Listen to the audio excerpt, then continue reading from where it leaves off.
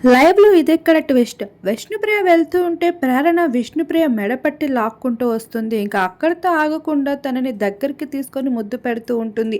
అదంతా నిఖిల్ ముందు చేస్తూ ఉంటారు. అసలు వీళ్ళు ఎందుకు అలా చేస్తున్నారో నిఖిల్‌కి అర్థం కాలేదు.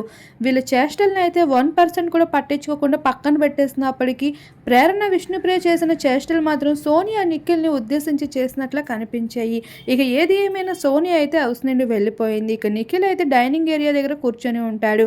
ఇక సీత ఒక నిద్రమోహం అంటూ అనేసరికి సీత మొహం మాడిపోతుంది. అమ్మో నామినేట్ చేయకమ్మా ఏదో సరదాగా అన్నా అంటూ నిఖిల్ అయితే ఆట పట్టిస్తాడు.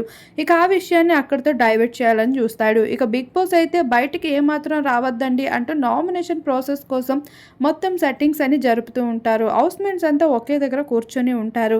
నిఖిల్ మాత్రం విష్ణుప్రియని చాలా దూరంగా పెట్టాడు. మణికంఠ అయితే తనలో తను ఆలోచించుకుంటూ ఉంటాడు. చాలా ఎక్కువగా ఓవర్ థింకింగ్ చేస్తూ.